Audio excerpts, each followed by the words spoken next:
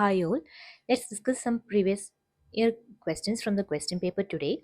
Okay, then coming to question, now I am discussing the 35th question. Amylase is raised in all of the following condition except cystic fibrosis. In every condition like renal failure, mesenteric ischemia and salivary disorders like parotitis, amylase is raised.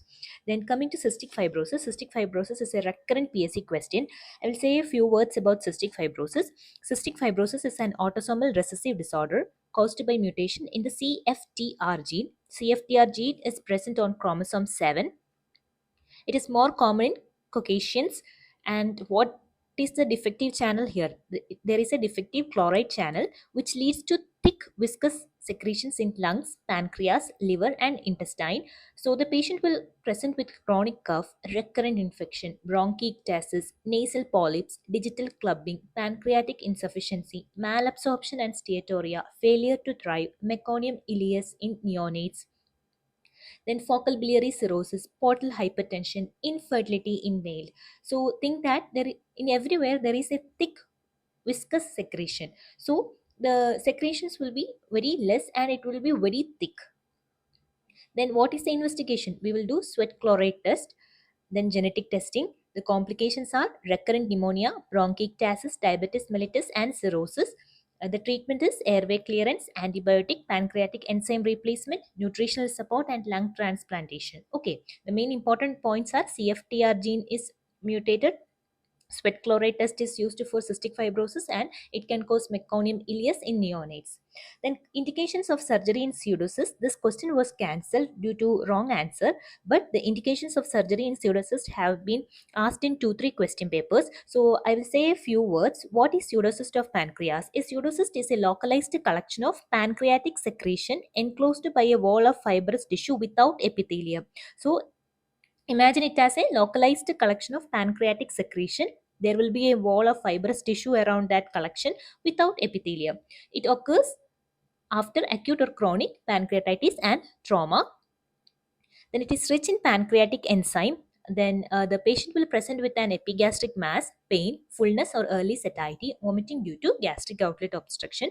Investigation, we will order an ultrasound, CT scan, ERCP if needed. CT scan is the diagnostic test. Then the complications are it can cause infection, hemorrhage, rupture, and obstruction of stomach, duodenum, or bile duct. Then what are the indications for surgery for pseudocyst? It's very important. If the size of the pseudocyst is greater than 6 centimeter, if the pseudocyst persists for greater than 6 weeks, and if it is symptomatic pseudocyst causing pain and vomiting, if there is infection of pseudocyst, hemorrhage of pseudocyst, rupture, and suspicion of malignancy, we should do surgery. Then what is the surgery? We will do an internal drainage, external drainage, and resection in selected cases. So the main important points are indications of surgery are greater than 6 centimeter, greater than 6 weeks. Okay, hemorrhage, rupture, malignancy suspicion, and infection. Then coming to 37th question. Regarding ascitic fluid study in a case of abdominal tuberculosis, all of the following statements are true except identify the false statement. The false statement is serum ascitic fluid albumin gradient is greater than 1.1. I have said in my medicine notes, everything about SAG is very important. So please refer the medicine notes for further explanation. Just remember that SAG is greater than 1.1 mainly in liver pathologies like cirrhosis. So in systemic pathology, mainly the SAG will be less than 1.1. Okay, please refer to medicine notes. Then coming to 38 question. As per Rutherford classification, stage of ischemic rest pain is category 4. So this is also an important question. The rest pain is classified in 4. Then I will say a few words about Rutherford classification stage of ischemic rest pain. 0, asymptomatic. 1. Mild claudication. 2. Moderate claudication. 3. Severe claudication. 4. Rest pain. 5. Minor tissue loss. 6. Major tissue loss. I have included everything in my surgery notes. The link of the surgery notes is given below. You can download the notes for further explanation. Okay. Which is the false statement regarding compartment syndrome due to reperfusion? Compartment syndrome is also a very important topic currently asked in many question paper. Okay, numbness in the webs. So identify the false statement. Pressure of greater than 20 mm of mercury is indication for fasciotomy. It is a false statement. Pressure of greater than 30 mm of mercury is indication for fasciotomy. I will say a few words about compartment syndrome. Compartment syndrome is increased pressure with a closed osteophyseal compartment leading to reduced vascularity. The etiologies mainly are fractures, crush injury, reperfusion injury, tight cast or dressing, and burns. The pathophysiology is raised intracompartmental pressure of greater than 30 mm of mercury, which causes capillary collapse and muscle and nerve ischemia. There are 6 P's for compartment syndrome: pain, pallor, paresthesia, paralysis, pulselessness, poikilothermia. This is also asked, 6 P's is also asked in previous question papers. So please refer to the notes. Okay. Then investigation, compartment pressure measurement. The complications are Volkmann's ischemic contracture, muscle necrosis, nerve damage, renal failure. Immediate removal of constrictive dressing is the treatment, limb elevation, and emergency fasciotomy. The earliest sign in compartment syndrome is pain on passive stretch, and definitive treatment is fasciotomy. Then coming to 14th question, E-thrombosis is seen in. E-thrombosis is seen in individual who sit with computers for long time. Then coming to conservative 41th question, conservative management of EDH can be done in. Conservative management. It is done when the maximum thickness of clot is less than 1.5 centimeter. Intracerebral hemorrhages are very important in PSC questions. It is recurrently asked. Okay, then a few words about extradural hemorrhage. Indications for surgery in extradural hemorrhage is thickness of greater than 1.5 centimeter or 15 mm, volume greater than 30 ml, then midline shift of greater than 5 millimeter on CT scan, fall in GCS by greater than or equal to 2 points, focal deficit, failure of conservative measures, severe headache, vomiting, altered sensorium. Surgery usually indicated due to the risk of brainstem compression. So, read the notes thoroughly. In it, everything is given: EDH, SDH, subarachnoid hemorrhage, everything about intracerebral hemorrhage is given in notes. Next question is also about intracerebral hemorrhage, which is the true statement regarding intracranial hemorrhage. So, intracranial hemorrhage, EDH is due to rupture of middle meningeal artery is a true statement. Subdural hemorrhage is due to bridging vein rupture. So, everything about intracranial hemorrhage is given in notes. Please refer to the notes. Then coming to 43rd question, 45-year-old male was brought to the casualty following blunt trauma, chest with respiratory distress and hypertension. Subcutaneous emphysema was present. Trachea shifted to left. Air entry reduced on right side and neck vein were distended. So what is the diagnosis? It is tension pneumothorax. Tension pneumothorax and flail chest are very important in surgery question paper of Kerala PSC. So I will say a few words about tension pneumothorax. It's a life-threatening condition where intrapleural pressure exceeds the atmospheric pressure, causing a mediastinal shift. The etiology are trauma, positive pressure ventilation, and rupture of a lung bulla. Then air enters the pleural space during inspiration but cannot escape during expiration is the pathophysiology. The patient will present with severe respiratory distress, hypertension, tachycardia, distended neck vein, tracheal deviation away from the affected site, hyperresonant percussion, absent breath sounds. Primary, the diagnosis is clinical. Then immediate management is needle compression on second intercostal space in midclavicular line, followed by intercostal chest tube drainage in fifth intercostal space in mid-axillary line. The complication is cardiac arrest and hypoxic brain injury. The earliest intervention should be needle compression in the second intercostal space in midclavicular line. Then the definitive treatment is ICD tube insertion. Okay. Which of the following 44th question, which of the following statement are true regarding Paget's disease of the breast? Okay, in situ carcinoma of the breast. No, it is an ductal carcinoma of breast associated with large pale vacuolated cells in the malpighian layer. False. It is associated with a malignant Paget cell, which is a large cell with clear cytoplasm and prominent nuclei which infiltrate the epidermis. CE immunostaining is positive, which is a true statement. White local excision is recommended in those without underlying mass is also a true statement. So the true statement regarding Paget's disease is 3 and 4. Okay. Then coming to preventive measures and management of Frey syndrome includes all except acellular dermal matrix interposition. So baki every treatment is carried forward for Frey syndrome. Then coming to a few words about Frey syndrome. Frey syndrome is a gestatory sweating and flushing over the parotid region during eating after parotidectomy. It is a complication of parotidectomy, and it is an injury to auriculotemporal nerve. The pathophysiology is that there will be an aberrant regeneration of parasympathetic fibers into the sweat gland of the overlying area. Then the clinical features will be the patient will present with sweating while eating, flushing or warmth over parotid or temporal area, and it will be usually unilateral. Then minor starch iodine test is used for diagnosis. The sweating area will turn blue black. Then coming to management, we can reassure if it is mild, topical aluminum chloride which act as an antiperspirant. Anticholinergic can be used, botulinum toxin injection can be used, tympanic neurectomy or interposition graft can be used. Okay. So important points are it is a parotidectomy complication, minor starch iodine test can be used, and the treatment is aluminum chloride, glossopharyngeal neurectomy, and botulinum toxin injection.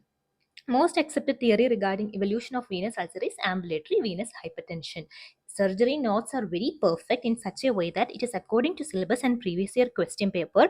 You There is no need to study anything from outside for Kerala PSC other than the notes I have provided. Okay, most of the question can be answered from the notes itself. Okay.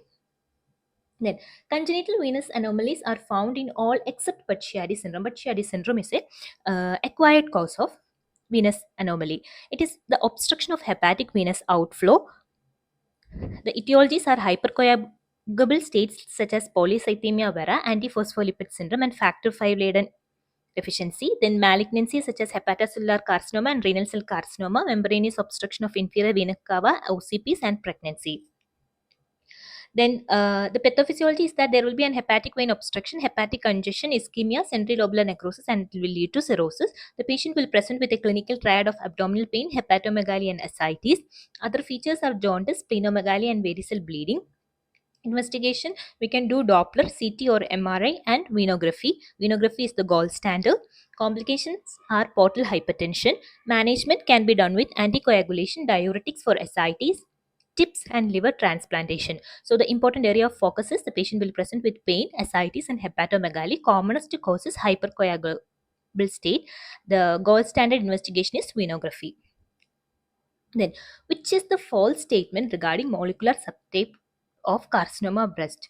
The false statement is luminal B type is most common. Luminal A type is most common. There are four types of molecular subtypes of CA breast, which is CA breast is also an important topic for every exam. Whether it be UPSC CMS, NEET PG, INICT, for everything, molecular subtype of carcinoma breast is very important. So there are four types: luminal A, luminal B, HER2 enriched, basal type or triple negative molecular types. Luminal A, ER positive, PR positive, but HER2 negative. Luminal A has a low Ki-67 index and it is common in postmenopausal women, but luminal A has the best prognosis. Luminal B, ER positive, PR can be positive or negative, HER2 can be positive or negative, but it has a high Ki-67 index and it is more aggressive than luminal A and it has an intermediate prognosis.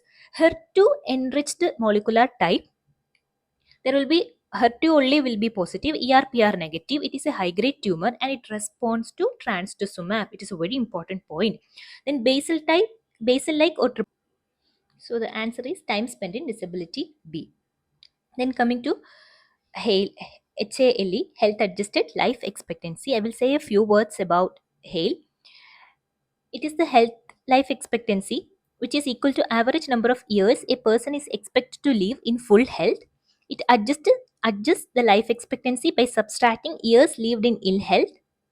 It's adopted by WHO as a global health indicator. The life expectancy minus years lived with disability is the calculation. Then it is used to compare health system and populations. Okay. So coming to 50th question.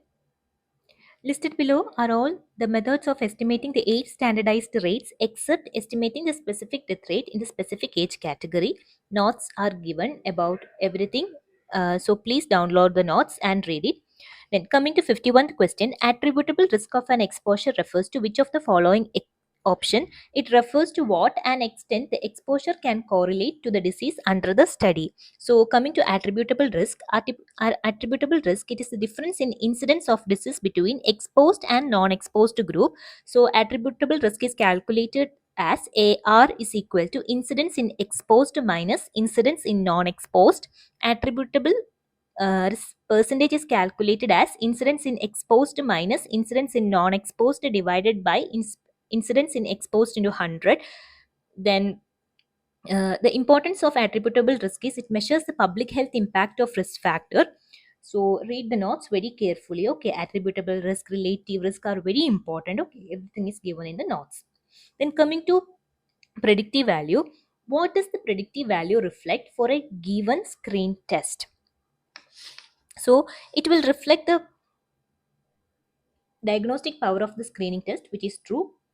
The more prevalent the disease is, the more accurate the predictive value, it is true. The predictive value depends upon the sensitivity, specificity, and disease prevalence, which is true. So all the options are true. Then coming to predictive value is the ability of a screening test to correctly classify the individual. Positive predictive value, it is the probability that a person with a positive test truly has the disease. Negative predictive value is that probability that a person with a negative test truly does not have the disease. Then it determines the prevalence of the disease, and it depends upon sensitivity and specificity of the test. Okay. So positive predictive value increases with prevalence, negative predictive value decreases with prevalence. Both are dependent on sensitivity and specificity. Which of the following features of rash are suggestive of chickenpox infection? Centripetal, correct. Palms and soles are seldom affected, true. Axilla affected, true. Rash mostly on flexure surface, true. Everything about chickenpox is given in the notes. Please download the notes and study. Which among this is the most frequently used method when a blinded trial is conducted? It is double blinded trial. Okay. Then coming to blind trials, it is the method. What is blind trial? It is a method to avoid bias by keeping subject or investigator or both the subject and investigator unaware of the treatment allocation. There are three types: single blind, double blind, and triple blind. In single blind, only subject is unaware. Double blind, subject and investigator is unaware. In triple blind, subject, investigator, and statistician is unaware. But the gold standard is double blind, in which the subject and investigator is unaware about the treatment allocation. Then, what is the purpose? It eliminates the observer, subject, and interviewer bias. The uses are, it is used in drug trials, for example, COVID vaccine trials. Then the advantages is that it reduces the placebo effect. Then the double blind is the gold standard. Triple blind include the statistician, and it is used to eliminate the bias. Then coming to randomized control trial, 55th question. For a crossover type of randomized control trials, which of the following is not true? The patient does not serve as his own control, which is a true statement. Patients are randomly assigned to a study and control group, true statement. The study group receives the intervention in the first phase, true. The control group receives the intervention in the next phase, true. So none of the above is not true. Everything is none of the answers are false. Everything is true. Coming to randomized control trial, it is an experimental study where participants are randomly allocated to intervention versus control group.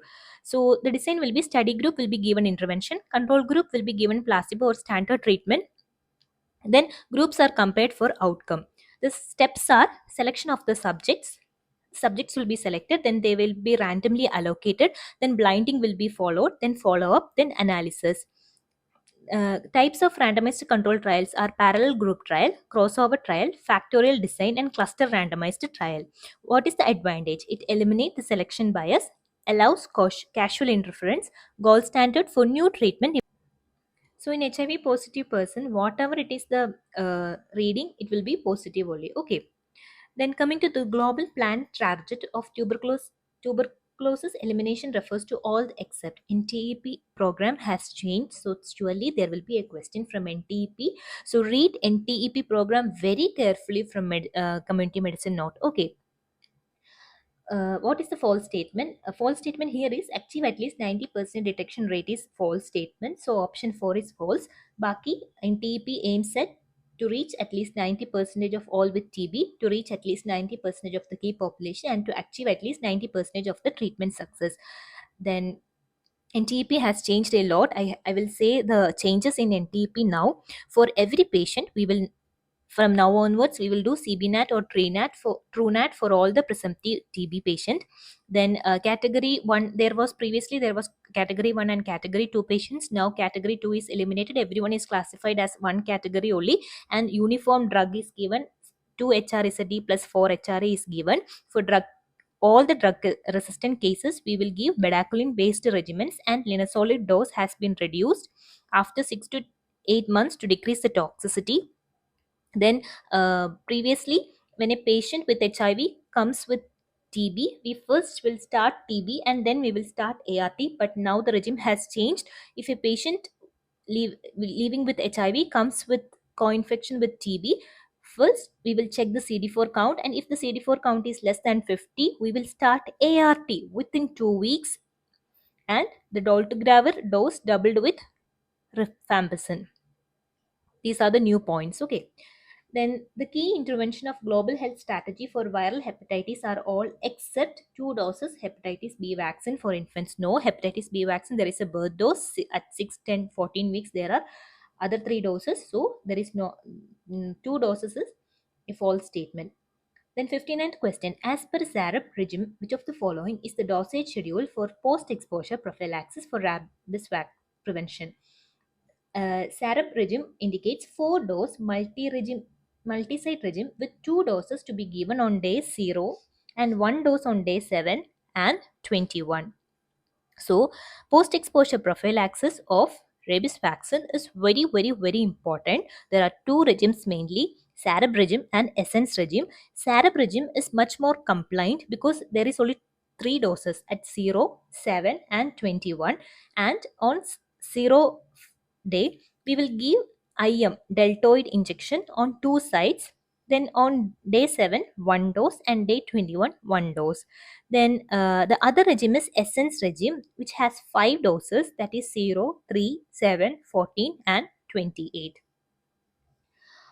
Then 60th question. All are hormonal contraceptive except Cencromin. All are hormonal contraceptive. Okay. Then coming to perinatal mortality rate, 61st question. WHO definition of perinatal mortality rate in nation with less well-established vital record in which of the following? Actually, they are asking about the definition of perinatal mortality rate. The definition is that perinatal mortality rate focuses on late fetal death plus early neonatal death in 1 year divided by live birth in the same year into 1000. Since in Kerala has achieved an infant mortality rate of below 5, every indicators are very important. So I have given very clearly in the notes about every indicators, their importance and calculation, their definition, everything. Okay, please download the notes and study.